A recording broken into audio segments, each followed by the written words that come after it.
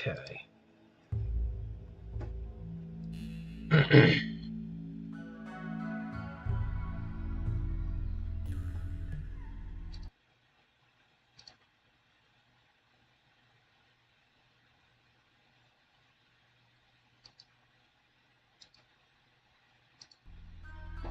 Alright. Let's get started. Hello and welcome to the stream tonight. I'm going to be trying to remember how to play Rimworld, and idly talking about Wilds of Eldraine and what I'm planning on playing, or working on at least. So let's do new.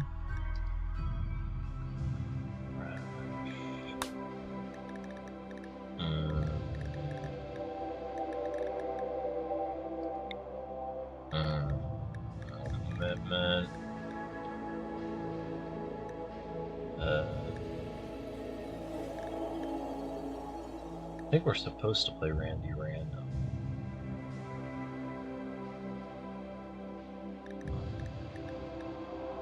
Not that.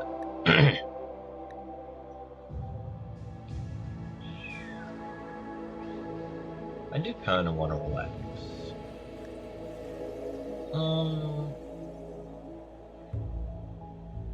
Okay, let's do this one. It'll be a little more exciting.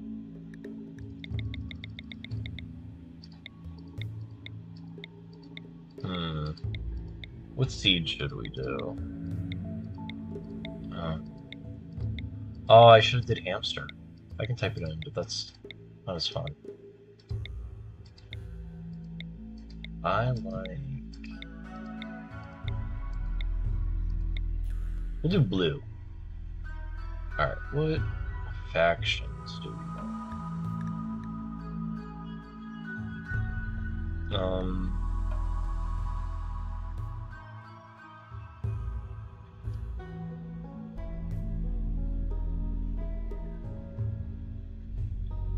Maybe we just want the... Oh no, I don't want to get rid of them. Oh, I didn't know that it killed them. What else can we add? No, I don't want nudists. No, I don't want cannibals. This is fine. I don't know why I'm messing.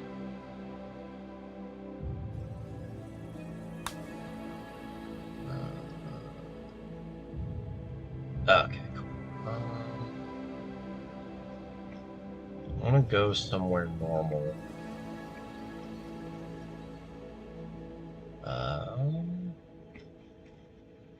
What's this one? This looks pretty normal. Might start here. Yeah, good enough. Yeah, inactive. Nothing custom. Just want to get in the game. So the first thing... Alright, so first things first. The first place I'm starting with the new cards is probably Scales. I think the Cauldron is really good there. Agatha's Soul Cauldron, the one where it's a 2-mana artifact, it's legendary.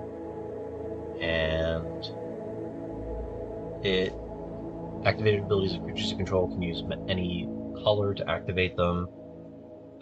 Creatures you control with +1 counters have activated abilities of all creatures exiled with the Cauldron. The Cauldron has a tap ability to exile target card from a graveyard. If it's a creature, put a +1/+1 counter on target creature you control, I think. So I think that's really good with Scales. It's good with pretty much every creature in the deck. And we'll just like run with these three. Yeah, these seem pretty good. It's really good with any creature in the deck. It's really good against removal. Making your large Patchwork Automatons into walking ballistas is really powerful. It's a really good way to use it in the matchups where it's not really about like a creature who attacks and blocks. How do I... F? Yeah, F allows.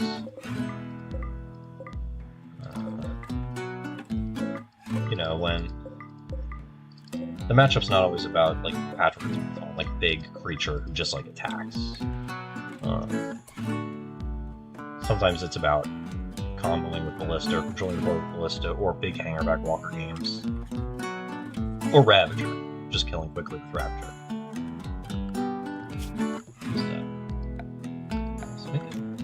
Stockpile zone. I guess right here, and I'll build a warehouse around it. This is definitely big enough.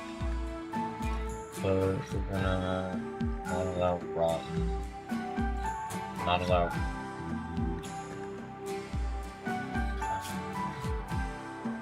not allow.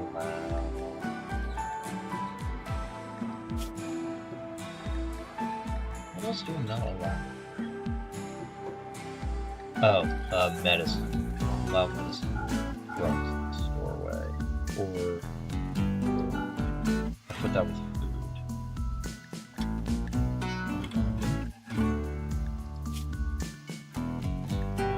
Let's give this too, so we'll put that in the refrigerator. And I'm gonna expand this a little bit. Not too much. We can always build it back out. And I guess over here, give me the stockpile for food? Yeah. Put directly across. Yeah, Scales just synergizes with the Cauldron pretty naturally, I think. Ravagers a lot of times one of your best creatures. And the ability to just make everything a Ravager after your first Ravager gets removed or used is really powerful. Being able to give everyone the Zabaz ability of flying is really good for just getting through attacks. I like Gingerbread still in the deck. I tried it the other night. I think it's better if you're better at math. But giving everyone the ability to not be blocked, except by haste creatures, is really powerful as well. Especially when you can tutor that effect off of Urza Saga. Giving Urza Saga a little bit extra flexibility, I think, is pretty powerful. We're going to make a big refrigerator spot. Yeah. And we're going to modify it. We're going to not allow rotten, only allow fresh. Food is allowed. No here, but enable medicine and work. We're gonna disable all resources, but enable these. We're going to disable basically everything else. Thanks. Oh. No. Corpses? Do I want to allow large dead bodies in the fridge? I don't think so.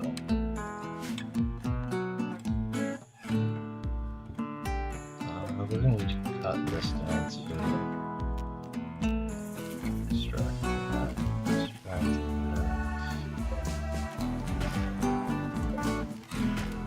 I'm going to turn game sound down. Where do I do that? There it is.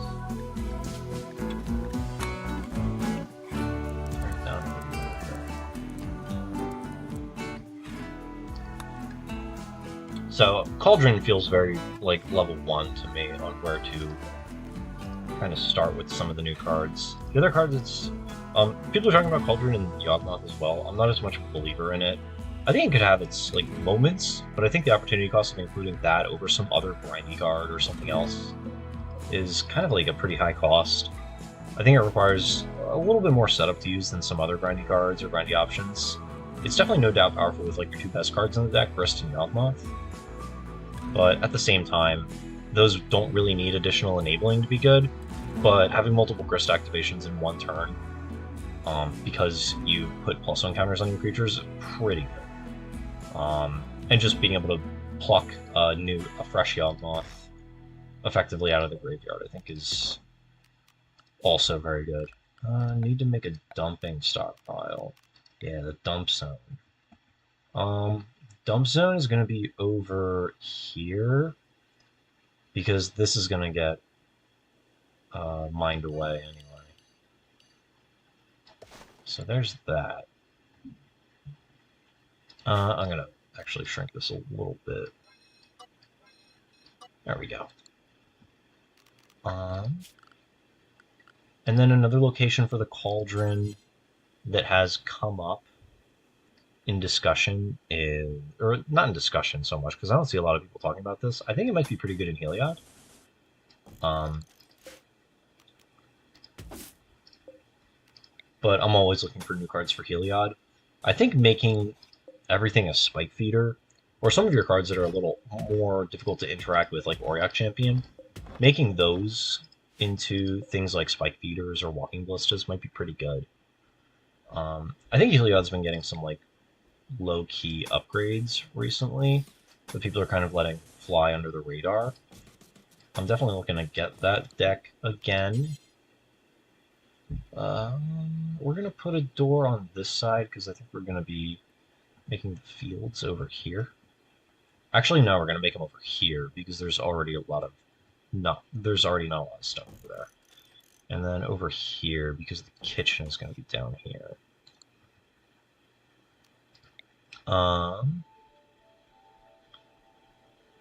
So that's pretty much where I'm at with the cauldron at this point, is focusing on scales. I think scales is kind of a done deal. You just kind of trim on some of the other more flexible slots in the deck, and kind of is going to figure itself out. A lot of them, like third, green Ozolith, the 2-mana one that's just additional copies of Hardened Scales.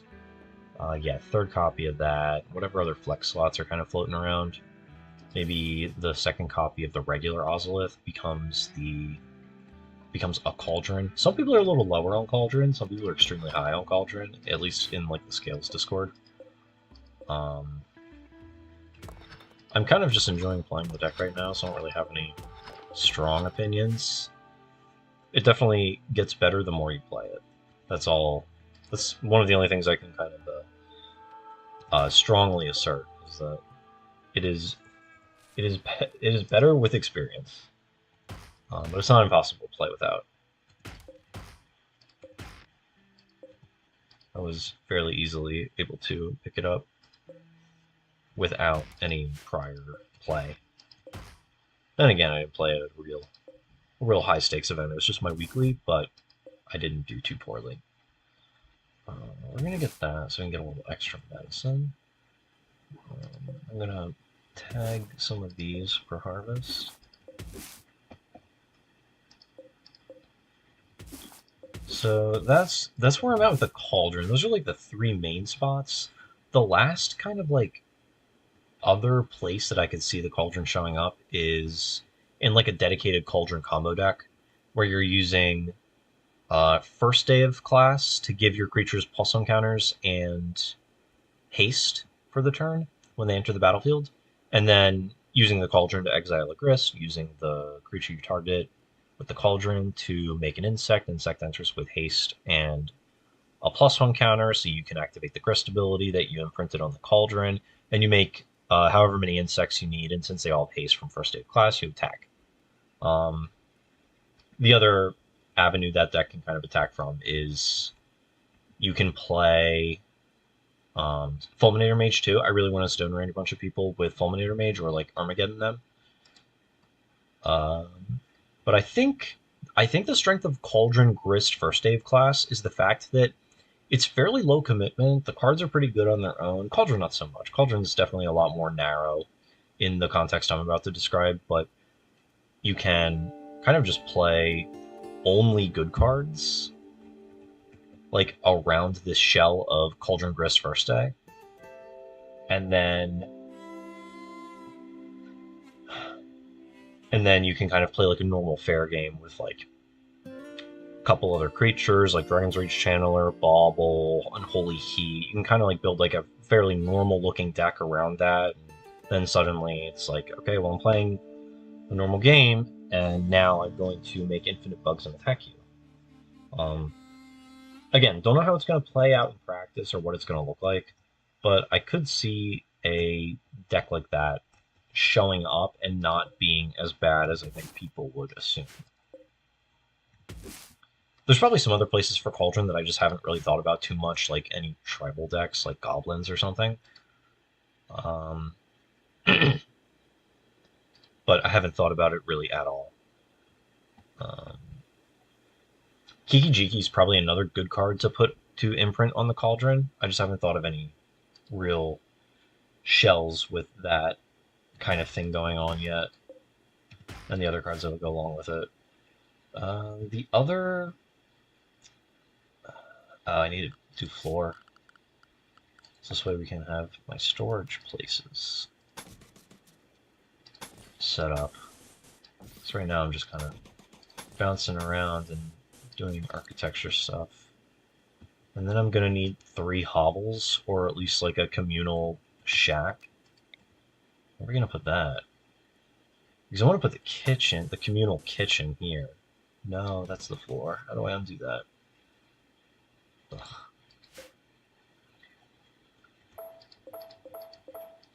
Thank goodness it wasn't much. Okay. Some extra wall. And like this. No.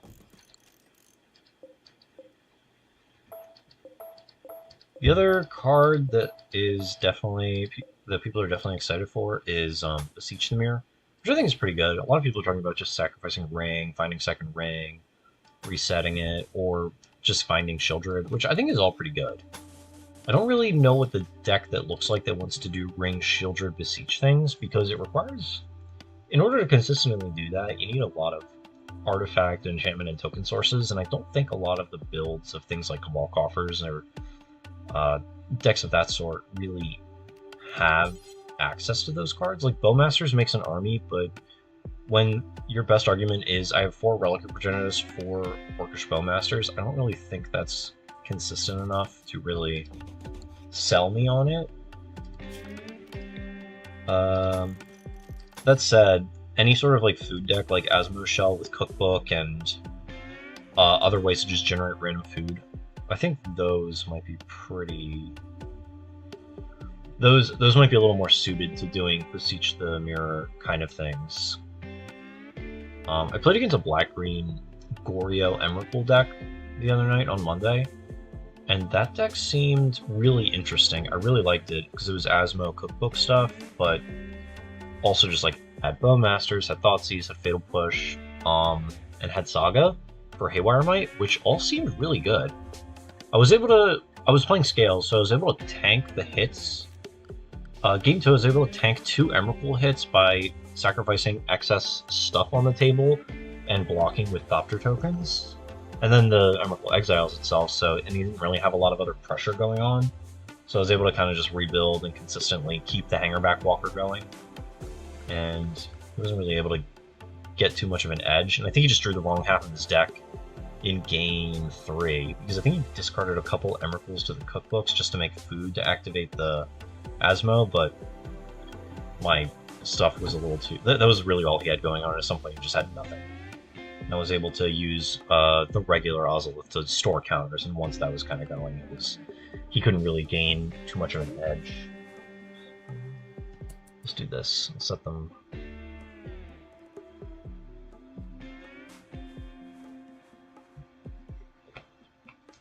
Sorry, I was drinking some of my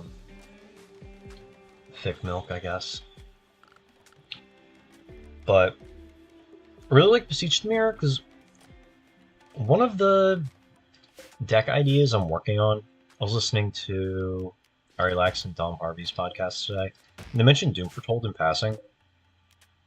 And I'm really into that idea right now, either with Beseech the Mirror for Resurgent Belief, which they also mentioned, or just Doom Foretold in general as a Yorion black-white kind of Staxy deck in Pioneer. Pioneer season's over, so I don't really have a reason to do anything with it, but I think all the cards are available on Arena, so I could just stream that kind of a deck once the set comes out and I figure out how many wild cards I have. Because Beseech is really nice because it finds it seems like to me the best things to do with like Doom Foretold and Yorion is a bunch of little small incremental value enchantments and artifacts and just pieces that sit on the table. And they usually have ETBs or die triggers, so they're really good with URNs because you can blink them. They're really good on the way out to sacrifice to Doom Foretold. because you can't sacrifice tokens, so you can't really kind of exploit just sacrificing random things like that.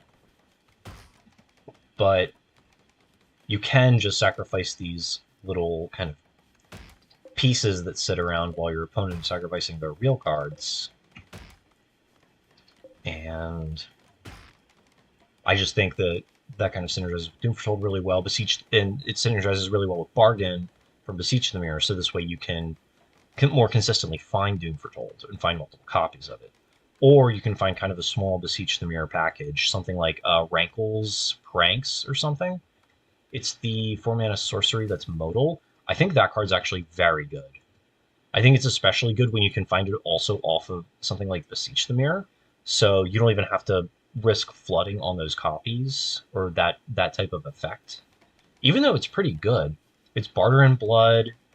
Both of you discard a card. I forget, there was an effect like that in Modern Horizons 1 that had Overload.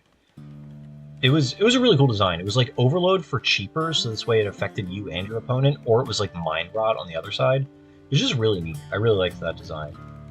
Anyway, though, but I think that card's very powerful. I think it's going to be very powerful in conjunction with Beseech the Mirror because it's costed at the right amount. And I just think that Doom Foretold is going to be really good with some of these bargain setups or bargain like setup cards in Wilds of Eldraine. There's a black one that people are talking about for the Mono Black Burn deck, and there's a white one that no one else is talking about. The white one I think just makes a night token. The black one will... we're gonna replant this out here. The black one is they lose 2 life, discard a card, and they each have an effect also when they either leave the battlefield or die. So they're very good with Bargain, but it's kind of cool that those cards that are intended to set up and create situations where you can build around bargaining are kind of coming back around and also supporting the previous sets cards like Doom Foretold, where you just need stuff to sacrifice, and lo and behold, the second set's mechanic Bargain is just completely built around that, which is really cool. There's definitely kind of some not forethought, I guess afterthought, where they're thinking about doing something with the previous set's cards.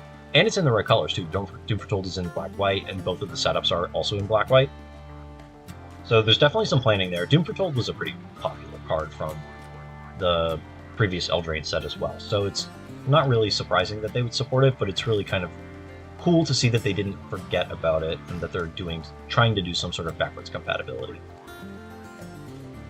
One of the other... Where's the tree? We're gonna replant that over here. I gotta build some stuff. Production.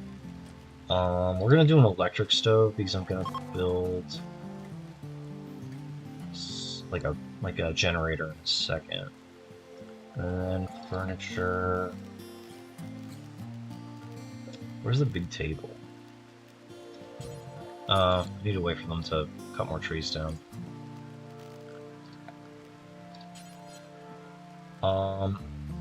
What was I saying? I can't remember.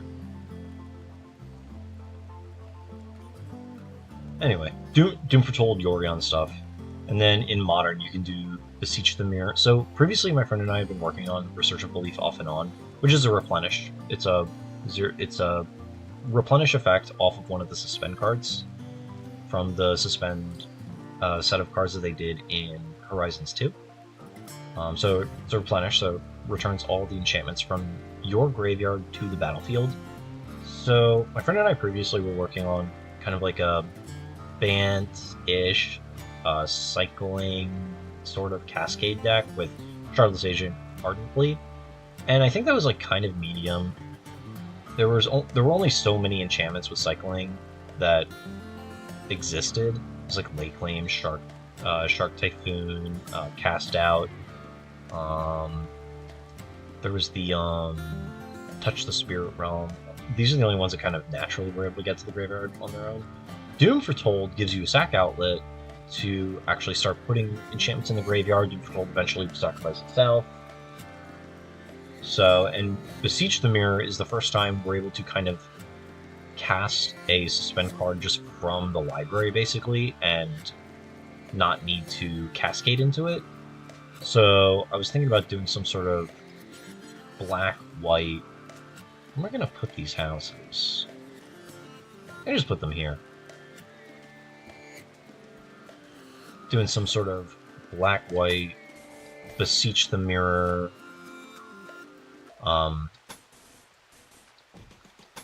pseudo cascade kind of thing, including Doom Foretold. And I just thought that seemed kind of like a nicer setup. It's definitely going to be more powerful than the Pioneer stuff because casting Doom Foretold. Build copy. 1, 2, 3. Someone's going to get the small one. Casting Doom Foretold is definitely, I think, closer to a Pioneer power level card. What I'm hoping is that repeatedly Doom Foretolding your opponent like that is going to be good enough for Modern if you can kind of support it with something. I'm thinking doing like Touch the Spirit Realm as another thing that you can put into the graveyard to replenish back, which also synergizes pretty well with stuff like Grief and Solitude. So it might just be like a Grief Solitude kind of like black-white scammy kind of deck that has like a finish where you're trying to like stacks them out. I think the Solitude stuff might not be strong enough for what the deck is going for, but I think the Grief stuff is, because Doom Foretold part of it is they discard a card. So that might be good enough there. So Doom Foretold was kind of a lot of what I was thinking about today. I was also thinking about a black-green Knight aggro deck for Pioneer. The cards are all good because it's kind of like an adventure core that's base black, so it has like Edgewall Innkeeper, Lucky Clover, and a lot of the adventure knights.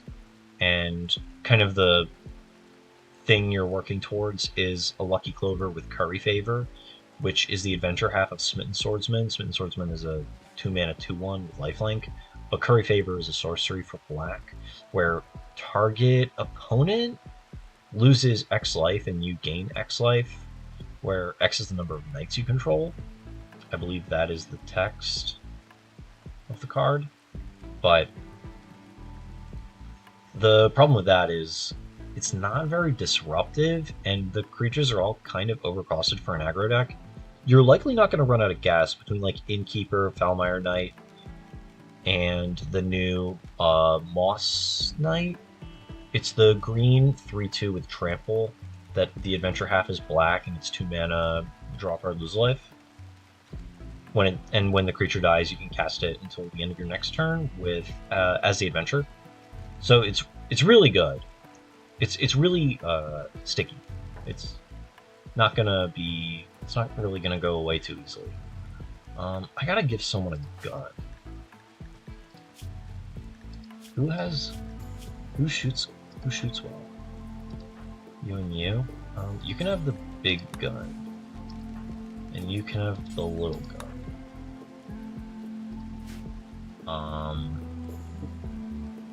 Oh, I should build a fire. There we go.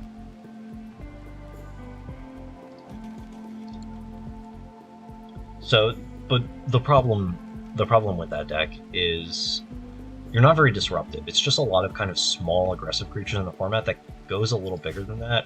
I think the cards are relatively cheap for the ones that I don't own. It's just a bunch of cards from other... It's just a bunch of like cheap draft cards, basically, from the previous Eldraine. And like Knight of Ebon Legion. Ayara's Oathsworn is one of the other kind of Knight payoffs I found. That and there's not a lot of good Knight payoffs. They're not in black and green, and they're not in this format. I don't think Knight Exemplar is in this format, but if it is, that's also a white card. So, and it's like double white, it's not even splashable. I would have to change the deck entirely. But outside of like Thoughtseize and Duress, so Thoughtseize in the main, Duress in the sideboard, you have a decent amount of removal because you have a Murderous Rider, you have maybe some number of Fatal Push in the main deck, you have the Blackwater Paragon, it's the 2-mana 3/1 flash ETB target knight gets lifelink death touch until the end of turn. So like that's pretty good. But there's really not a lot of black-green knight stuff available. There's a lot of soldiers and warriors in the new set that kind of didn't have to be soldiers and warriors. It would have been kind of nice to get some knights, but oh well. Not everything works out like that. Anyway, so I was working on that. It sounded kind of fun in theory. I still have to add some mutavaults to the deck, but I haven't really worked on it since ever since I realized that there's not really a whole lot there. I think Ayara's Oathsworn, the 2-mana 2/2 menace, when it deals combat damage to a player, gets a counter. If it has exactly 4 counters, then you get to just Demonic Tutor. But at that point, you should be so far ahead that you don't really need to tutor, or if you tutor, you're just going to win. I really liked that card, as well as kind of a knight payoff where you're being paid for attacking. But I don't have other ways to generate counters in the deck, so I can't really speed up the tutor at all, which I think is a problem.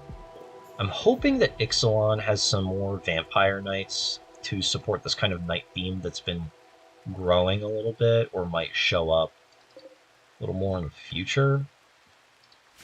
Or at least kind of connect a little bit better with the previous Eldraine set. Then again, I'm not really doing myself any favors by being in green instead of something like white. But the core is really black, so you could drop the green if the Mosswood Knight or whatever it is, the Green Knight, doesn't pan out, because it doesn't seem too important. It's doubling up the adventure effect with Foulmire Knight, and you're just looking for Edgewall Innkeeper, and I think you're already going to be pretty good with like not running out of cards. Adventures naturally lend themselves to not running out of cards in the first place, so a lot of the ones that just draw a card for their adventure I think are a little redundant, but I'm not really gonna, look a gift horse in the mouth on that, where I just have more to do. I'm gonna expand this one more row, because I think I'm gonna run out of room. Okay, so these are gonna be the houses. I don't know, what are the favelas? The shanties? It's my shanty town. And I'm gonna need to build a generator. Where am I gonna put that? Is this the door? No. Okay, so I can put the generator right here in Wall of Awful. We're gonna speed through the night. So what else? There's Beseech, which people are already doing stuff with in like Legacy. People are already planning to do that because they're gonna go find Guy as well, so this way they have a tutor that finds Yawgmoth's Will. So, one sec.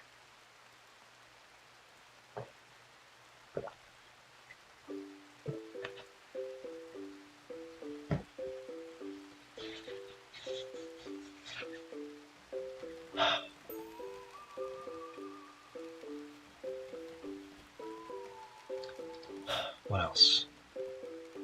Beseech the Mirror, Cauldron. Those are like the two big ones. Those are the ones that a lot of people are talking about, a lot of people are excited about, and I think they're the kind of like level 1 most powerful or unique cards in the set, because those are usually the ones that make the most buzz, is the ones that are really, really powerful, or really, really unique, or both. And those ones stand out. There's some other things. I really like Knight of Sweet's Revenge, the 4-mana enchantment that makes your foods also generate mana. Enters the battlefield, alt makes a food. I just really like that card. I really like things that just do stuff with food tokens. It kind of has the same benefit as Elven Chorus, where Elven Chorus makes your creatures all into mana guys, so it immediately can refund its mana. Knight of Sweet's Revenge can also do something very similar, where if you have enough food in play, the moment the enchantment comes down, it refunds 1 food, which makes a green. And as long as you have other food in play, you can still continue to cast spells, which I think is pretty good. Where's my... So we're gonna need a cooler here, so I can keep the fridge cool. And we're gonna need a cooler here, so we can keep the kitchen cool. And we're gonna need a generator here, so everything can work. We're gonna go across here, over there. There we go. So those are kind of like the two standouts. Otherwise, I like yeah, and then Sweet's Revenge, and then I like Sir Ginger. I don't know if it's good because Dice of Bowmaster. It's really good against the Planeswalkers, specifically Karn, which I know is going to be a problem for scales as I continue to play. It's going to become apparent that beating a Karn is hard, which isn't really something too profound to say when you're talking about a deck where almost every permanent you play is an artifact. But it's different saying, man, Karn's going to be really hard to beat, and looking at a Karn across the table and actually kind of evaluate your options on how to beat the card. So that'll be interesting. Sir Ginger is going to be really good at just coming down and immediately killing a Karn. So I think it's going to have some amount of application as that. And the rest of the card is really good. I like the fact that it keys off of sacrificing artifacts, and it's both good things. It's +1 counters, which there are ways to manipulate, and like you can build around them, i.e. like Hardened Scales or other effects like that, like Conquer the Mentor. It scries, which is an effect that pretty much any deck wants. It grows off power, which doesn't only count the +1/+1 counters, it can count anthems and such. It keys off of any artifact going to the graveyard, so treasure tokens, clues, food. You don't have to actually just crack the food, you can use the food for like Asmo or something. You can just have artifact creatures die, feeding Ravager.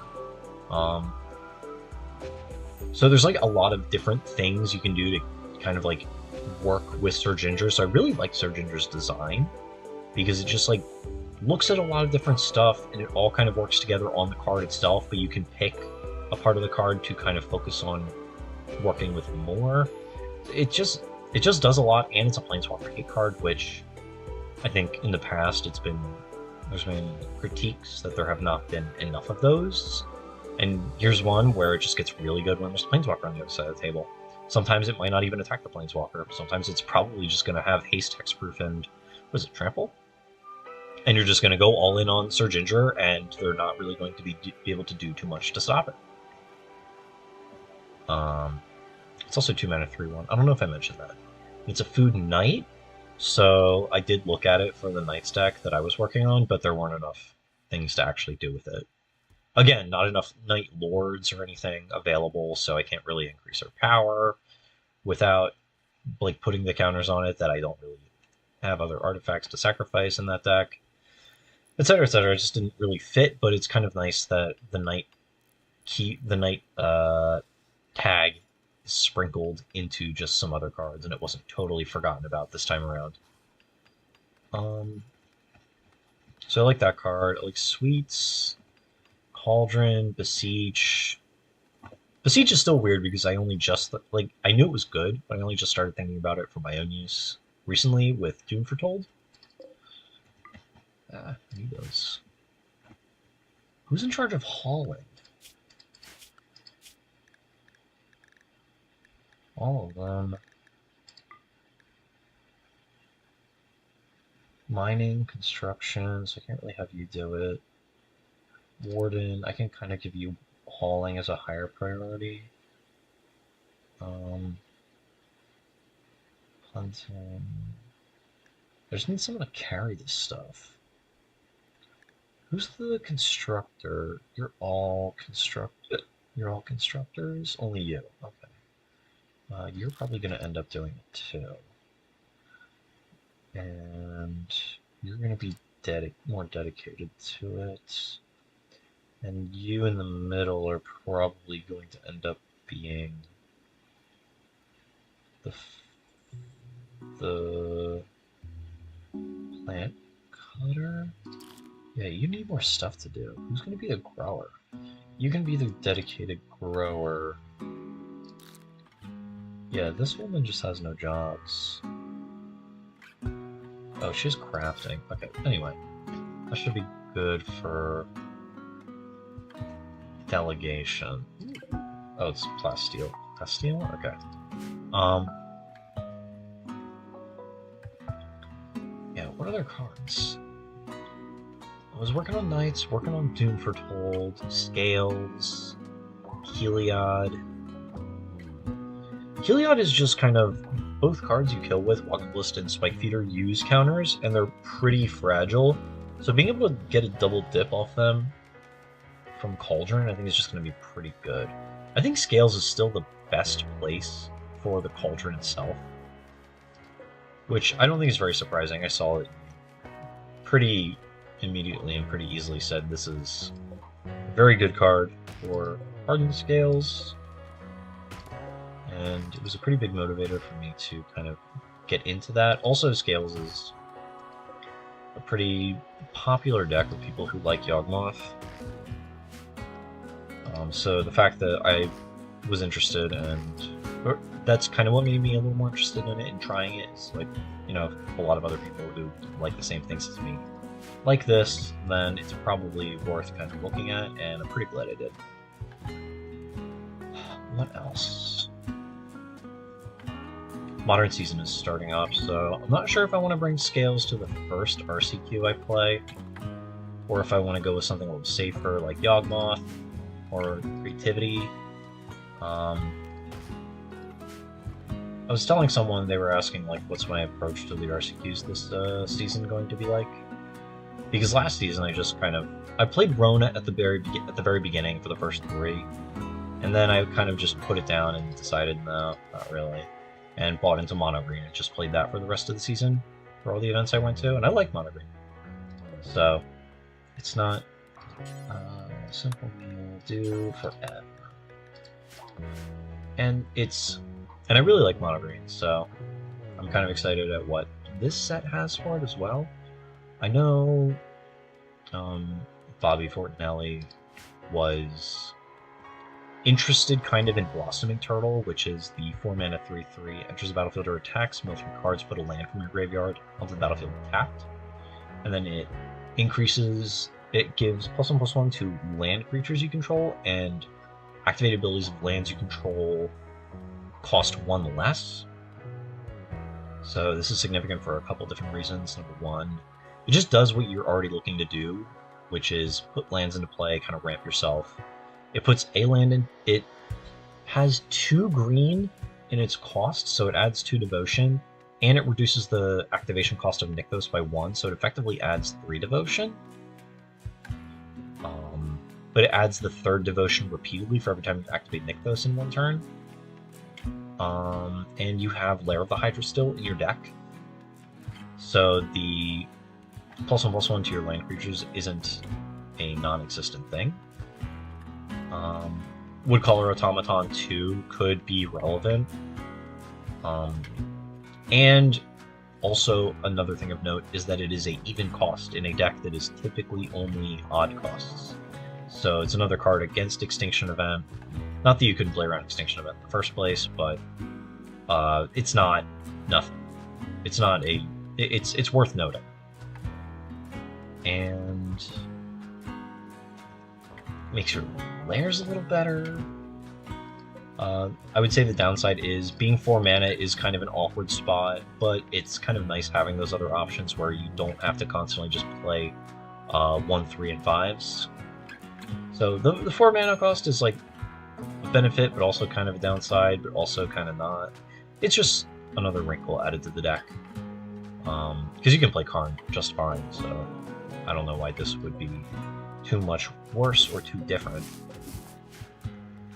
And another thing that I know Bobby was mentioning was the Iron Crag, which is a legendary 2-mana artifact from the set. It taps for a colorless, and when a legendary creature enters the battlefield under your control, you can have the Iron Crag become like a legendary equipment that equips for 3 and gives +3/+3, which is not anything too exciting. The only legendary creatures in the deck are Polukranos, I believe. But the fact that it's another 2-mana ramp spell when people were already kind of, like, at least the green players I talked to were pretty high on just the fact that Wolf Willowhaven was in the deck and seemed almost like the better ramp option most of the time, and the fact that it was a ramp spell you played early that did not get Fatal Pushed or Fire Impulse or something like that, and it was harder to interact with. The 2-mana the 1-mana ramp is really good when you're just going 1 into like Elf into Troll into like I don't know, something else like a Cavalier on turn 3 or 4, but probably turn 3. I don't think you can turn 4 it with that sequence. Or I don't think you can turn 3 it with that sequence. I think you can only turn 4 it. But oh no, you need a Nykthos. I lied. Yeah, you could go turn 1 Elf, turn 2 Troll, turn 3 Nykthos, activate for 4 mana, use the Elf, 5 mana Cavalier. But that is also a fairly specific draw where it's the Elf lives, the 3 mana card lives, and you have the Nykthos and the Cavalier. So just having the extra 4 there is probably beneficial, but the 2-mana ramp, turn 1 Elf, turn 2 second ramp spell, usually like a 2-mana ramp spell, I think ramps you into a 5-mana card on turn 3, and is pretty resilient to hate. So that might be worth including. Maybe not as a 2, probably closer to something like a 1 of. Maybe that Cityscape Leveler slot just becomes an Iron Crag. So this way you can kind of streamline those ramp turns where you have 5 2-mana ramp cards against these decks where the elves are pretty poor. Specifically things like Rakdos, and I think blue-white, they're pretty bad as well, where your elves are just really bad late game and pretty fragile in the early.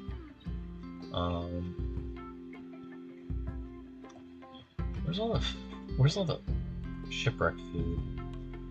So I like to see those kinds of cards pretty often and pretty early, so I'm not sure how many copies of the Iron Crag we're going to end up playing, but I have kind of a suspicion it's only going to be 1, but the 5th 2-mana ramp card is pretty significant, so even that 1 copy can make a pretty big difference, but I don't have any Pioneer events coming up soon, so I'm not going to be impacted by this, I don't think, too much, or at least too soon.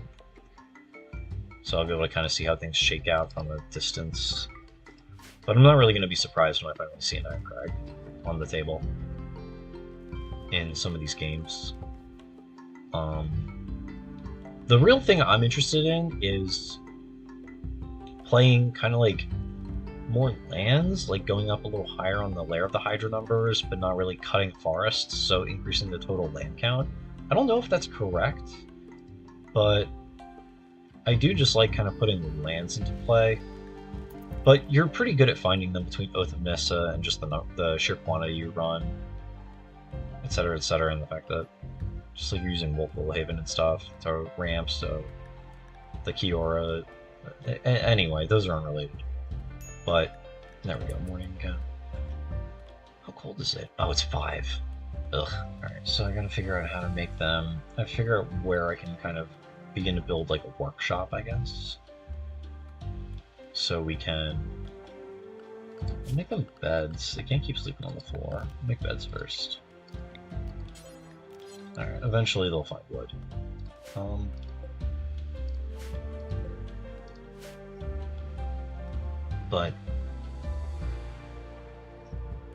But also the slots for the turtle. Because Iron Crag, I think you can fit the 1 copy in. With the turtle though, I think you might want 2 copies. You might want to go up to like a 3rd Lair of the Hydra, maybe. But then I don't know where those slots are coming from, because the flex slots were already kind of like Polukranos, and that card has already kind of proved itself to me. Turtle also doesn't trigger Kiora, which may or may not be significant at the end of the day. It might just be kind of wishful thinking that the turtle's playable. Or it might just require like kind of a rebuild, because it does a lot of what the deck wants, in that it just kind of reduces the cost of Nykthos, has 2 devotion, ramps, does it repeatedly, So I'm really not certain. Maybe the Polucranoses end up in the sideboard? Maybe like with the Iron Crag doesn't really fit into like a Polucranos curve out plan too well. Maybe the better, more proactive thing you can be doing is playing Turtle plus Iron Crag in your main deck to go with your Trolls and your Cavaliers and stuff. And then in the sideboard, you have Polukranos that can come in against things like Spirits or any other, or Respang or any other decks where the Polukranos is specifically very good and you can play kind of a higher quantity. I know at some point Bobby was talking about cut the four worst artifacts in your sideboard and play, what was it, Nylia's Intervention, where it's a big hurricane, or Tudor's Lands. Maybe the better plan is like, maybe better than that is kind of still having the Polucanosis somewhere, putting them in the sideboard, and kind of having Turtles for a better kind of like value-y game and rampy game. So this way you can just keep going. I'm not sure. Maybe it changes the breakpoints for like devotion math. I'm not entirely certain. That's another thing that I'm probably going to be paying attention to him to figure out.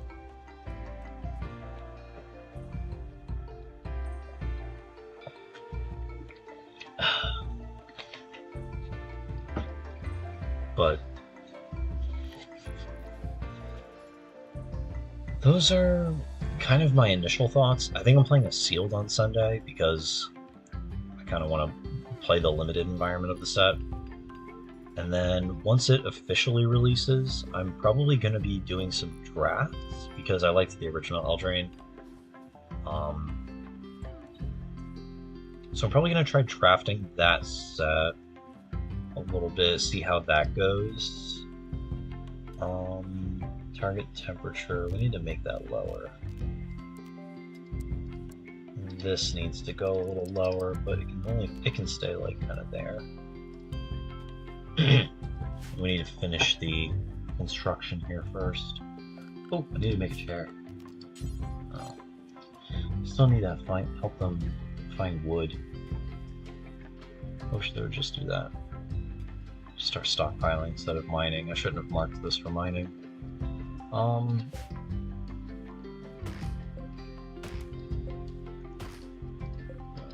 gonna clear these orders so this way they can go.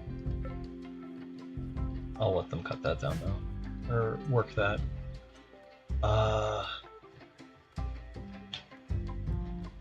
Yeah, what other cards did I even like from this set? I liked a lot of them, but which ones are kind of worth discussing in a context of what I'm going to play? I really like the showcases. I wish they did showcases for all of the cards instead of just the rares and mythics this time. That's really disappointing, the fact that they didn't showcase every adventure.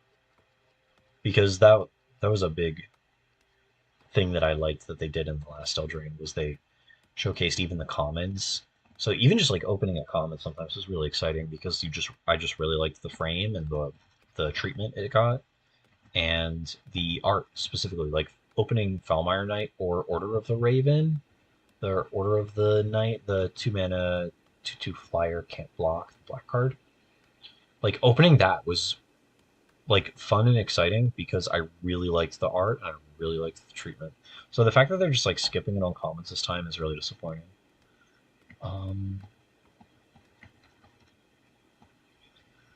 What else? I don't play CDH or anything, so I'm not really commenting on Rowan just reducing the cost for a bunch of black cards like ad nauseum. I don't particularly care about that. Let me pull up the spoiler, see what's going on.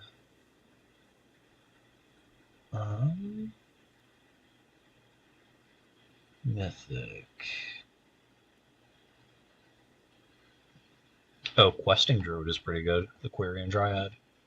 I was helping my friend build kind of like a rug adventures deck. He wanted to try and play some of the bigger adventures to go over the top of your opponent once you're kind of like going and using Beanstalk Giant to ramp into that kind of thing and Clover to copy it. But I don't think that's really possible to do in a timely manner in a format where people are just going over the top by attacking for 30 with World Spine Worm while making 23 mana off of their Nykthos, and that whole kind of thing. It just seemed very good. It seemed like it wanted to be a standard, like the best deck in the standard format 4 years ago, which it was. So I just don't think you're going to ramp better than the ramp deck. I don't think you're going to go over the top. I think you just need to be something closer to kind of an aggro control deck where your grindy element is Edgewell Keeper, Lucky Clover, and the rug colored giant where it's just like a mill and pick up all your adventures kind of thing. Because I think those are good, but I think you really want to capitalize on the fact that things like Balloona or something and Bone Crusher Giant are 3 mana 4 power creatures, and you can just hold up Brazen Borrower forever and just get in with your 4 power creatures over and over again. And I think Questing Druid is also really, really good at that. I think it's especially good at that. Late, because early game you can play it on 2 mana, get a clock, get like your clock going. Late game, it's just your Impulse Draw, cast the spells off of it, and then just play the Dryad or the Quirion Dryad part, the Questing Druid. I think that deck's actually going to be pretty good, only because it is resisting the temptation of trying to play a longer game where it will probably fail. I don't think you can beat things like Fable, Shieldred, whatever out of Black Red. I don't think you can beat like these Oven, Mayhem Devil, Furnace Rain things that, or maybe not even Furnace Rain, Claim the Firstborn probably, like Claim the Firstborn kind of things that the Sacrifice deck is doing. I don't think you're going to beat the blue-white control decks with that kind of a game where you are the adventurous deck trying to draw the game out. I just don't think it's going to happen for you. But I think if you can be disruptive and get under them, like get under your opponent, I think that is like the way to win. The thing the deck needs now is just like either more main deck disruption or some post-board disruption, because it actually may be pretty fine on the threat angle. I was trying to have my friend play Otters, but I think they might be kind of bad. You might prefer to just try and kill them with like your 2 and 3 mana mid-rangey creatures. And I think the big thing you want to be doing is playing Stubborn Denial, and maybe some other cheap removal, like not Wild Slash because you can turn on the Ferocious thing, but I don't think Fiery Impulse is the answer. So I have no idea which red removal you're going to end up playing, because it's definitely not Fiery Impulse because you can't enable it. Maybe it's just Strangle? It might just be Strangle, like a couple copies of Strangle in your main deck, like 3. And then sideboard you can play the Stubborn Denials because they're really good with all your giants because they all have 4 power. Questing Druid, you cast it, if Questing Druid has 2 counters, you cast your Stubborn Denial, the trigger goes off, it becomes a 4, and the Stubborn Denial becomes a hard counter. It really is just going to kind of work out. The Otters might be a trap. I think I don't like them, especially since my friend finally I convinced him to play Llanowar Elves and Elvish Mystics, and he said they're way better than anything else. So I think the Otter might unfortunately be a little bit just not what this deck is about. I really wanted to use Lucky Clover to copy the adventure portion, which is X green, distribute X counters amongst creatures you control, because I thought copying that was going to be pretty strong. And it probably is, just I think this is the wrong place for it. So the Otter might be a bit of a trap, but the good news is when you cut that, when you cut the Otters, you can just end up playing Strangles. I think this like Rug Adventure deck is going to be really similar to the Red-Green Boats deck, except instead of being designed to kill like the Rakdos deck, like the Gruul Boats deck is, it's going to probably be a lot better at killing the, I want to say just like blue-white and mono-green. I think your Rakdos matchup is going to be a lot worse because all of your removals like way small, like Stomp and Strangle and that kind of thing, and Brazen Borrower, which kind of just delays the inevitable. But I think this deck with all like the kind of more flash elements in it, like between Brazen Borrower and Balloona, the adventure portion, you have a little bit more things to do at instant speed, especially once you go post board. You have Stubborn Denial. I think this deck is going to be a lot better at doing that kind of a game. And just like your stomps with Lucky Clover in the kind of like mid to late game is just going to be 2 mana, 4 damage to their face. Like I think you're just going to have a little bit better inevitability against the blue white and the blue white deck than something like the red green deck. Then again, I could be misrepresenting the red green deck because I've never played it, but that's just my first impressions. And you're just never going to run out of cards. And I think against the mono green deck, you're probably going to be a little slow against them. But if you're ever on the play and you have turn 2 stomp to their turn 1 elf, you probably just immediately win, or like are very much a favorite to win at that point. And your Brazen Borrowers are going to be really good against their stuff like Old Growth Troll. So all of your 2 mana removal in the deck is just going to be it's going to have the potential to line up extremely well against the mono green player. Post board, the Stubborn Denials are also going to be very good. These like hypothetical Stubborn Denials that you have access to. And then also for the mono green matchup, you could play things like a Crowan War. There's a lot of cards that you can just take straight from the red green sideboard or other decks in the format that are just good tools. A Crowan War specifically is going to be very good against them.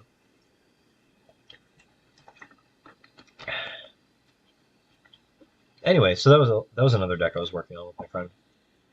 It was difficult to parse out exactly which adventures were worth playing and kind of how to build the mana base. As long as he builds the mana base to bias towards just straight red-green, because the blue is super light.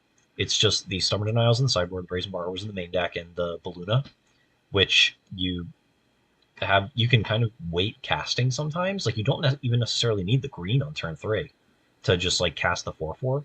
The 4/4 is just going to be very good, especially because it gives you like a mana boost as well. I'm pretty excited to play this deck because I think I'm also going to be able to play it on Arena in Explorer, so we'll probably be trying that at some point.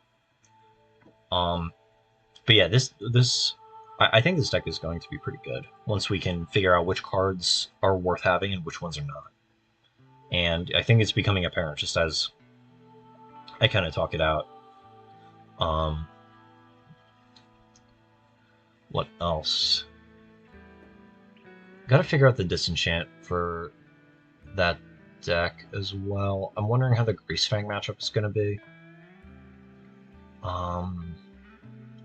Because that is one of the things about the deck that I don't particularly see as favorable for this deck is you don't have anything like a Thoughtseize. You don't have there's not super great graveyard hate or graveyard hate that's worth playing in Pioneer right now. Go Blank is usually one of the ones that is kind of broad and generally pretty good against Greasefang. But I'm feeling a little not great because I don't want to have to Petty Theft the Greasefang multiple turns in a row, the Greasefang creature. And I don't really want to play something like Terra Sunder when I can't kick it, but I'm not sure what the next best Naturalize is that's available. And our Bonecrusher Giant Stomps are just going to come up short. Unless we're on the play and we can play Clover on turn 2 into Hold Up Stomp. But I'm just not confident that sequence is going to work out perfectly every time. So we gotta kind of figure out what the best avenue is for that. I'm going to think about that Adventure Mana Base a little bit more too. I'm thinking about that now. Because you want to go turn 1 Elf, turn 2, either play a 3-drop, which is probably Baluna. Your best turn 3 play is honestly probably Baluna, because it just makes all of your mana expenses down the line that much better. So it's probably turn 1 Elf, turn 2 anything, which means you're going to want more Botanical Sanctums and Copperline Gorges, I would guess. And then if you play any of the slow lands, like the Crimson Vow Midnight Hunt lands, you probably are going to end up playing the non-green ones. So Stormcarved Coast might be pretty good there.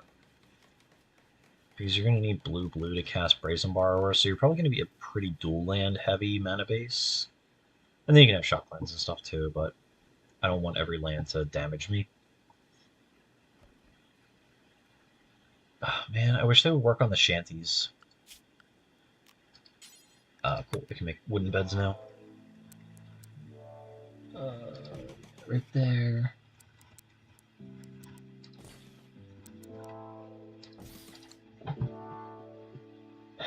And yeah, what other cards? Let's pull up. Did my game minimize? No, it didn't. Cool. I'm still not used to how OBS works. Pull up Mythic Spoiler. No, I don't want to look at the Doctor Who cards. I want to look at the newest set. Wrinkle's Prank, I liked. The Virtues are pretty interesting. Virtue of Strength is probably the one of all of these cards have really good adventures, and the enchantments are kind of varying on payoff. Green is the most disappointing to me because the 7 mana card that makes your basic lands produce 3 times the amount of mana is kind of a little silly to me. Decadent Dragon, the red dragon flying trample, whenever it attacks, make a treasure. It's 4 mana 4/4. With the adventure of 2 and a black for an instant, exile top 2 cards of target opponent's library face down. You can look at and play them for as long as they're exiled. That card's really good. I don't know what to do with it. And it's really awkward that Shieldred is in standard for another year or two maybe. And it overlaps also in Pioneer with Shieldred. Notably, it's a dragon for Invasion of Tarkir and stuff. But it's a shame because this card is very good. And Shieldred's still in standard, which I already said. But it's just overlapping with all of the wrong things right now, and it's a shame because this card is pretty good.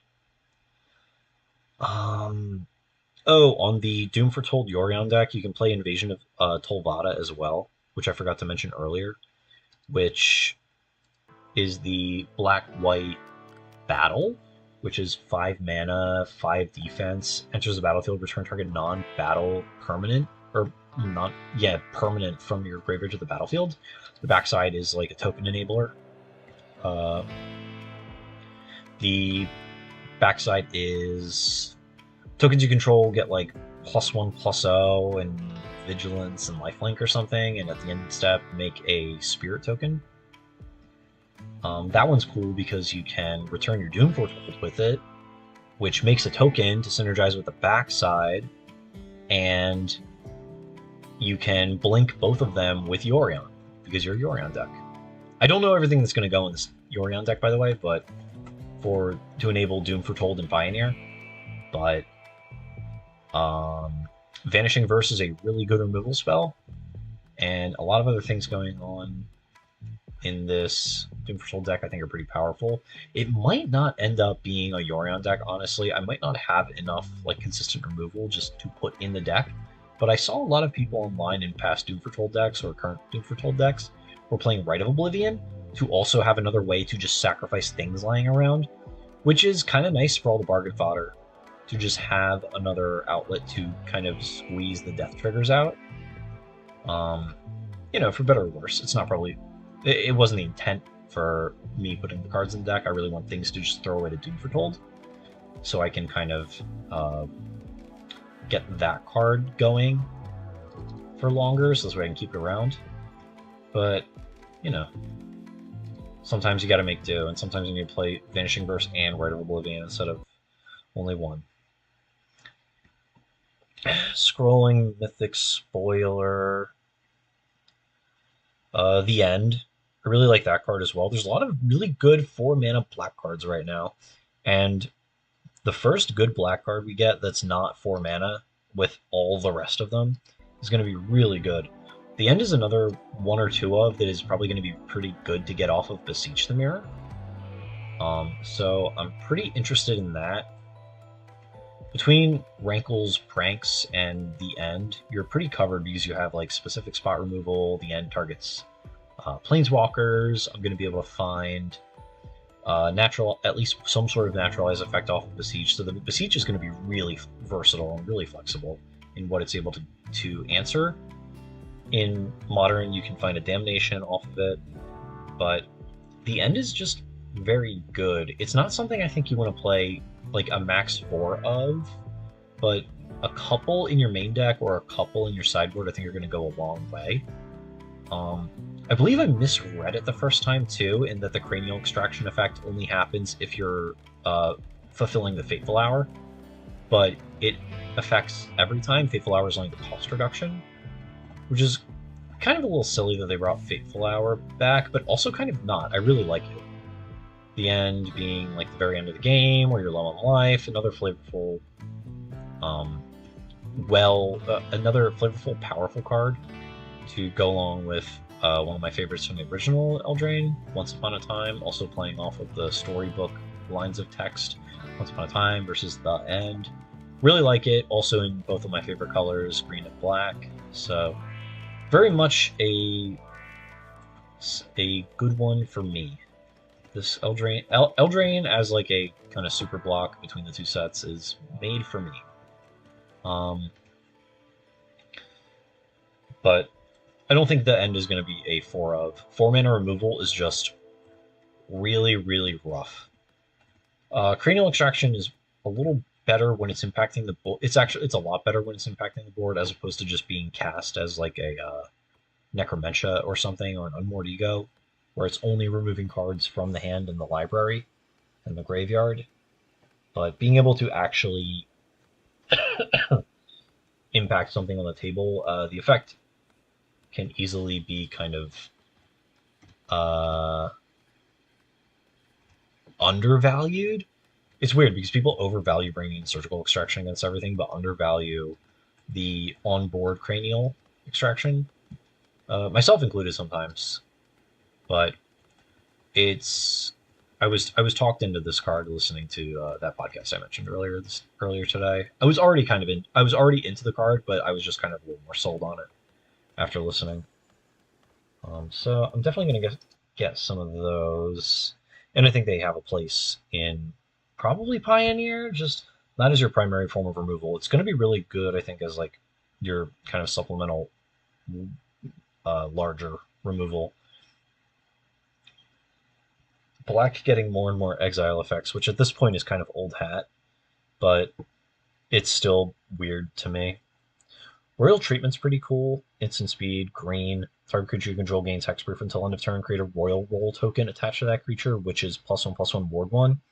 The fact that you can give something lingering ward is really annoying.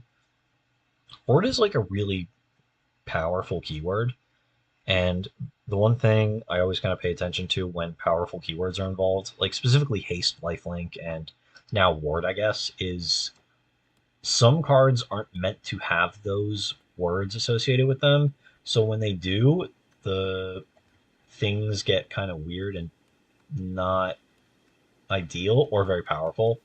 Like giving haste to creatures who aren't supposed to have haste, or giving lifelink to creatures who aren't supposed to have lifelink is usually pretty significant. Ward is one of those things that protection is very. It's very good. Some cards need the extra protection and are only kind of kept in check by the fact that they're able to be answered very easily. So the fact that you can answer the first answer and really tax their second answer by making it cost 1 more mana is really a tough one. It's good. I don't know. I think it's better than Snakeskin Veil. I think it's better than those kind of a lot of those other effects, but I don't really know where it's supposed to go. I've seen people talking about it in places like Infect, but I've been disappointed by Infect when we even got more sort of Infect cards. I never really got to try new modern Infect with a Venerated Rot Priest outside of a couple practice queues on or practice games on Magic Online, but you know, it's not something that I'm really putting together right now. It's not something I can really afford the time to think about. Scrolling. People are excited about it. Oh, Rowan's Grim Search. I like that card. Was I was thinking about that. Well, I like the Gumdrop Poisoner. I posted about that on Twitter. And there's Rowan's Grim Search I was thinking about today for the Doom Foretold deck, where it's 3 mana, instant, has bargain. If it was bargained, look at the top 4 cards of your library, put up to 2 back on top, and then the rest in your graveyard, and then you draw 2 cards, lose 2 life. So it's like a new Read the Bones where you can dig much deeper if you bargain. So I'm pretty into this just for kind of consistency and finding the cards I need in this Doom Foretold deck. Um, I don't know if it's going to end up making the cut. I'm trying to keep the deck only black and white. And I don't know if I'm going to be able to afford to bargain too early. Um, because then it makes my Doom Foretolds a little worse because they have less to sacrifice on my side of the table. Hopefully I can just kind of take what they have and anyway, maybe I can just slow roll my Doom Foretold. I might just need the consistency though. Who knows? I'm trying to think of more things I can play in the deck early. Like Thraben Inspector was one of the ones that came to mind, which gives me something to bargain, gives me something to sacrifice to Doom Foretold, etc., etc. Candy Trail, I like that card. I don't know if it is good. 1 mana, enter the battlefield, scry 2. You can crack it to gain 3 life and draw cards. So you clue and food at the same time. That might be good enough. I like the Restless Cottage. I don't know if it's particularly good. It might be good enough in Standard, which I'm probably going to be trying some sort of black-green deck in Standard. 4 mana for a 4/4 is pretty good. The attack trigger's not the best. Exile up to 1 card from a graveyard to make a food. I'm not sure. I think Restless Bivouac is probably going to be the best one for Standard, maybe? It's the red-white one. Costs 3 to activate. 1 red-white for 2/2. When it attacks, put a +1/+1 counter on target creature you control. I like the Fortress, the Restless Fortress, where it has an attack trigger. Defending player loses 2 life, you gain 2 life, and it 4 mana to become a 1/4. So it attacks effectively for 3. And it's pretty poor on defense because it doesn't have lifelink like Shambling Vent. So that's kind of like a upside downside kind of thing with Shambling Vent in comparing the two. All in all, I like the set. That's kind of where I'm at thinking about it right now, at least week 0, considering pre-release is this weekend, and the first event of Legal Cards, I think, is technically Friday. I'm kind of bummed that I'm not able to go to the Ohio event and play week 1 of, or I don't even know if it would be week 1, I guess it would be week 0, because the release didn't happen yet, even though release and pre-release are effectively the same now. That I can't play week 0 Cauldron, Soul Cauldron Scales. Because that's a shame. I like doing week 0 stuff, even if it's frustrating and very annoying to try and acquire cards for the for those events. It's very stressful trying to get things all in time. Where's OBS? There it is. Come on. There we go. But it's still fun to kind of be on the very riding the early wave of whatever's going on. So we'll see how Sealed goes on Sunday. I might have to call and see if I have to pre-register or something, or if seats are going to be selling out. My local shop's pretty busy. They had like 47 people, not this past Thursday, but might have been this past Thursday, for Lorcana, which was really exciting to see, even though I have no real interest in that game right now. And it was a lot of people who hadn't played a card game before, or like a trading card game. So that was really cool. I was really happy for the store to be doing that well with Lorcana and selling all that stuff. Lots of people just like the sleeve shelf, like I think I was there Monday and they had a bunch still, but on Thursday when I was there, it was just bare. Like all the new Lorcana players must have come in and just bought all the sleeves and to get ready so they can play.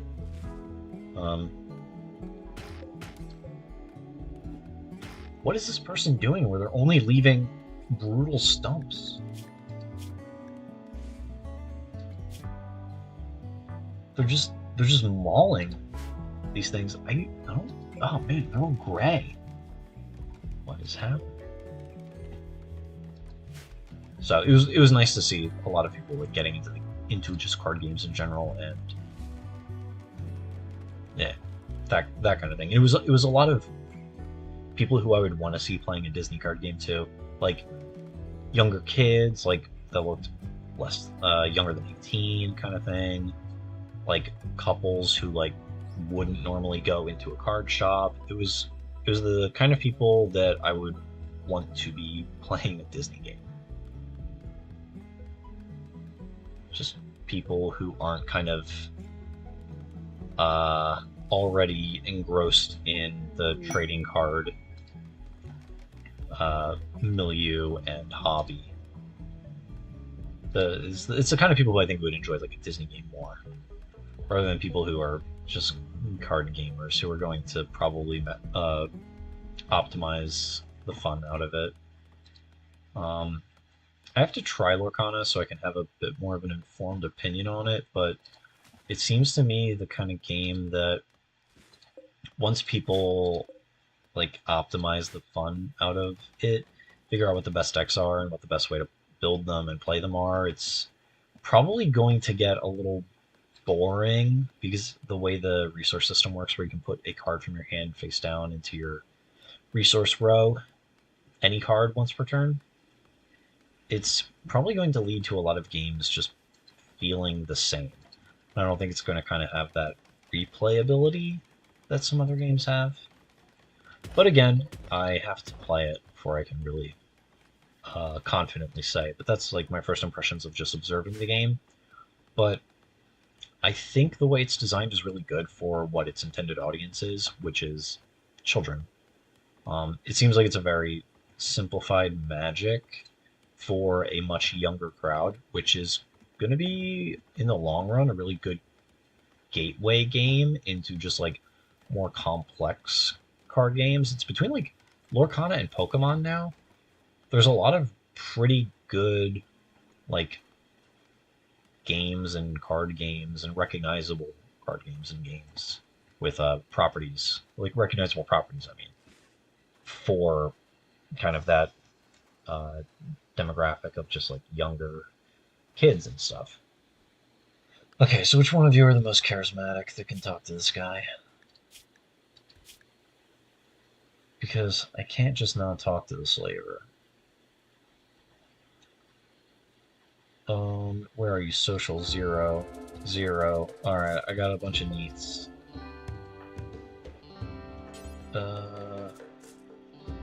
Yeah.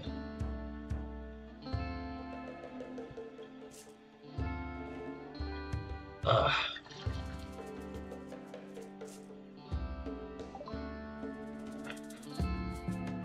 Oh man.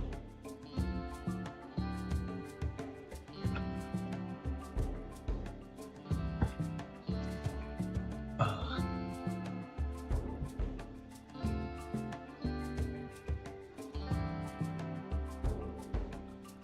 What does being a slave mean?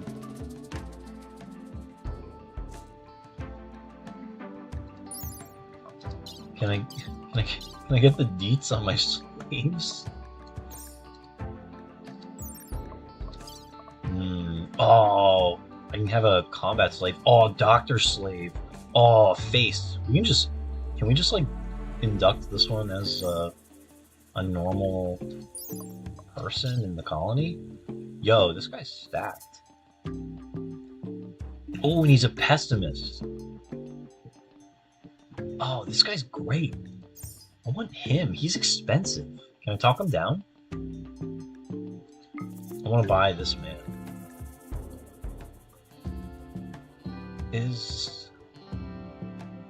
How many components? I have 20, but I run out of components so easily. Can I just steal the slaves? I think they have more guns than me. Oh, this sucks.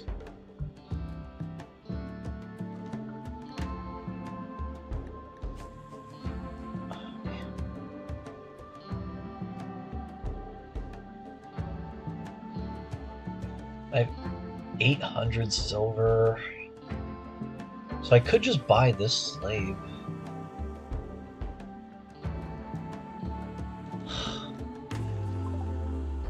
I'll pass. Where did my Hikikomori go? Oh, there he is. He's just sleeping. Don't sleep there. Ugh. You're just sleeping anywhere. I didn't even notice their name was nonsense.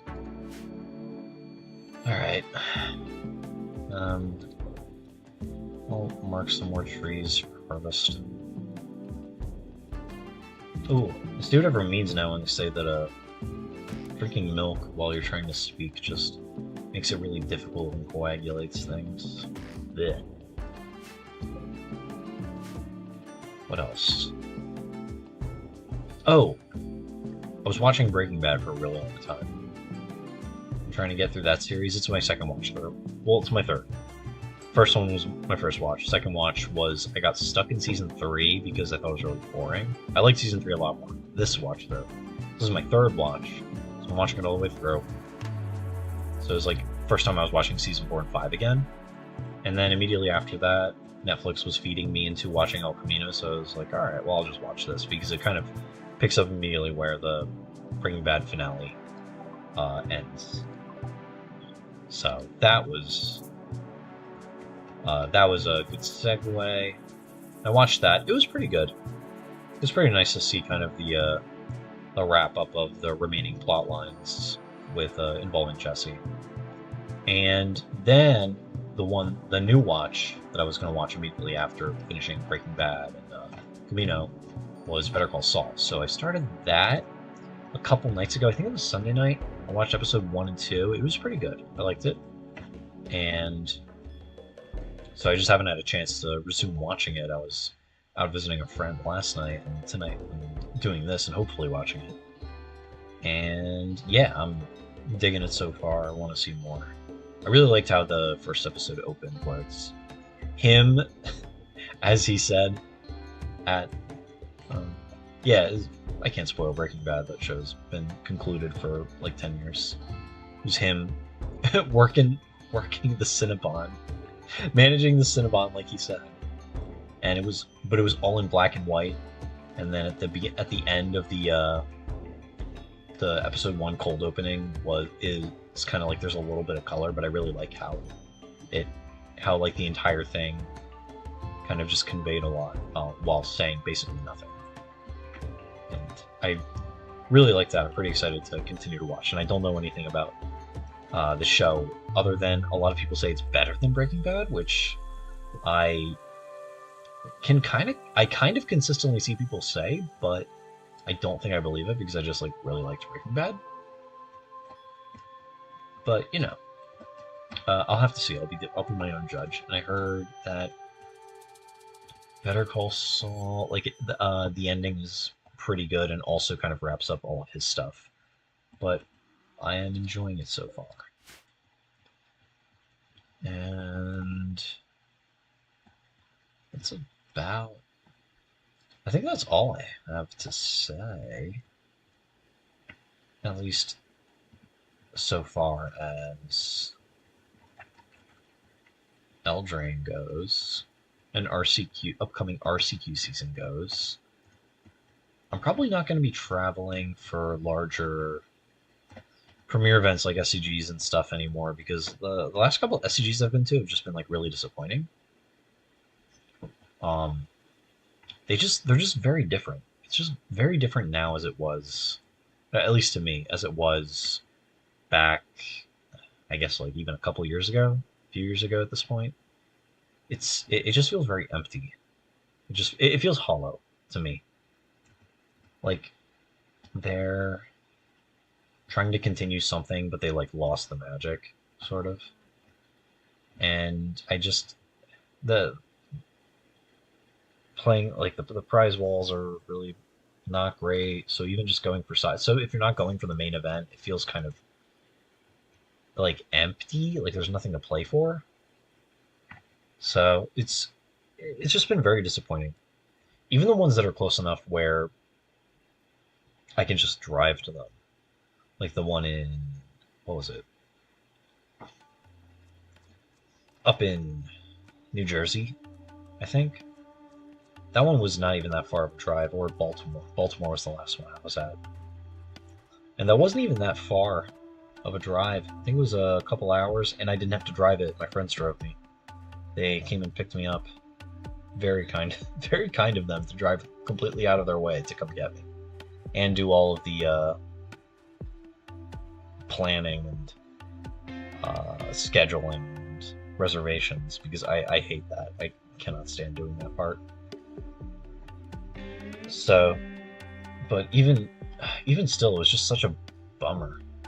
It's very expensive. Rooms are expensive. Travel's expensive. Food is expensive. So I just can't really justify all the cost of going to these all the time now. Which is kind of a shame, because I would love to be able to kind of afford that more. Afford the time and the just, I guess, desire to go to these, but it sucks because I don't think some of my friends are enjoying playing as much anymore either. I think the one hasn't like played in weeks now that I used to go to events with, and he is not really missing it, which good for him, frankly. Whatever he's doing right now, I hope it is I hope it is satisfying him, which I'm sure it is. But what else? And I don't remember if I mentioned it when I was doing the Eldraine throwback draft on Arena. I finished my first piano lesson book, so all my little simple things going on there, all the simple songs, I guess, little measures. I finished that, so I had to get the new book. So I just started that last week, so I've been practicing that periodically, and that's pretty fun. It's definitely tough, but it's getting easier. And when it gets slightly easier, but it's noticeable, or when parts of it get slightly easier and it's noticeable, it's really kind of cool. It's really weird, because I've never really done any musical kind of thing. Never been particularly adept at it. I'm not very coordinated. My motor skills are kind of, I think, not great, but I'm enjoying it so far, and I'm hoping to continue it. So, alright, so where are we at with the colony here? We got homie over here chilling by the fire. We are constructing some lights now. Ooh, did they leave me a slave? Oh no, they left me money. It's kind of nice. Alright. I was really hoping they left me a slave.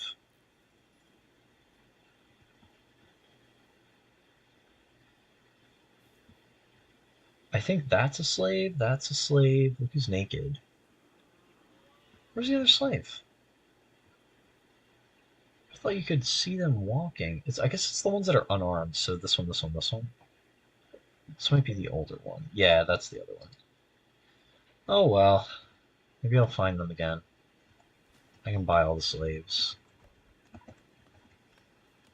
Alright, so we have our storeroom, our refrigerator, and our kitchen.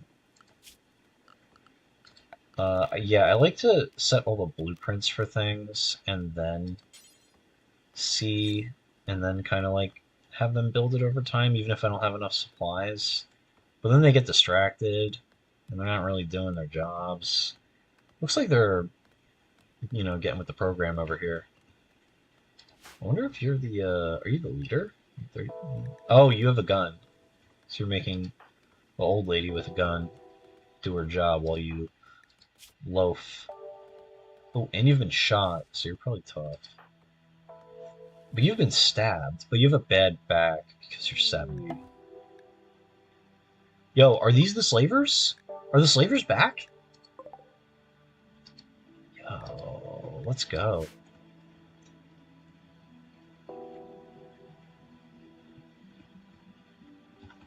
Alright, so once we build our shanties, we can start working on figuring out where, like, the workshop is going to be, where we're going to do, like, all of our tailoring. What is our faction? What is our faction name going to be? What is it going to be?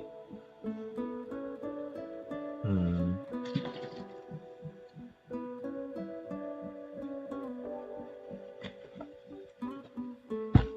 Hmm. This ribs. Gourd campsite? Hmm. How about Tis Peak? Yeah. There we go. I want to. Oh, I should tame the turkey.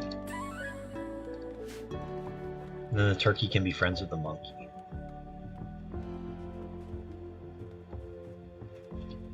Gotta break this down. This is annoying. It's in the way. Ooh. So I wonder if the visitors have things to trade.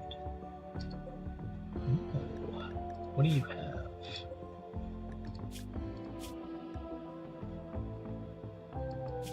Oh, you're naked, but you don't like it. Oh, you're naked, but you're ambivalent. Okay. Is that the right word for that? Ambivalent? I guess indifferent.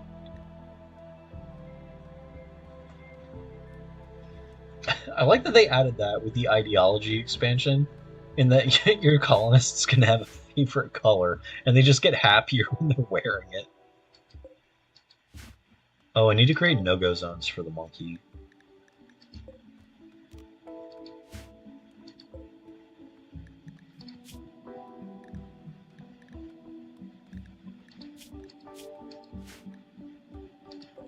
Hmm, that's right. It's in the zone drop down. The allowed area.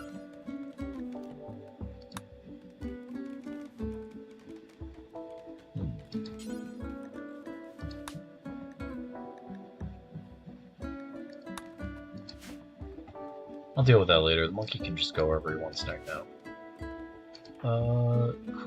Was it you? Yeah, go trade.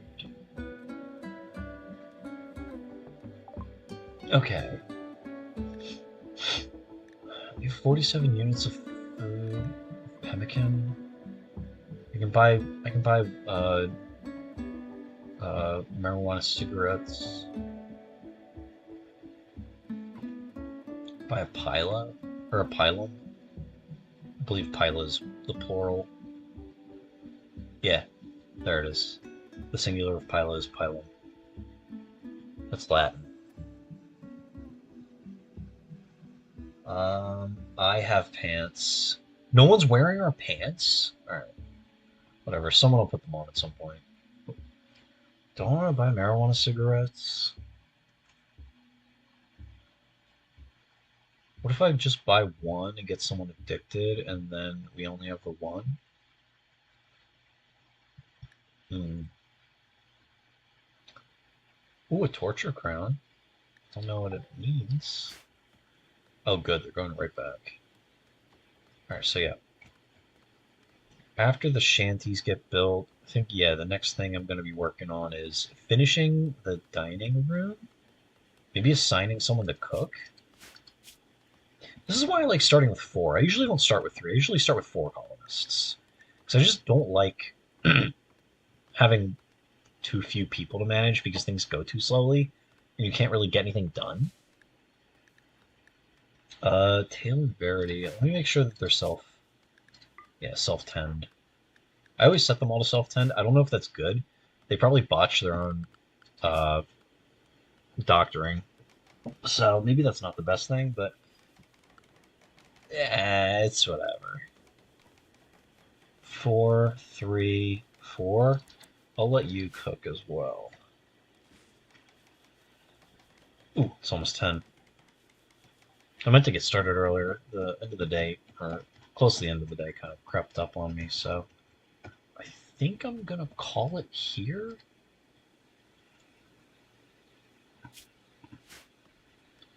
Yeah, I think I'm gonna call it here. Thanks for coming and hanging out and listening to me talk about um, Wilds of Eldraine and whatever else I was babbling about tonight. So be sure to come by again, and thanks for hanging.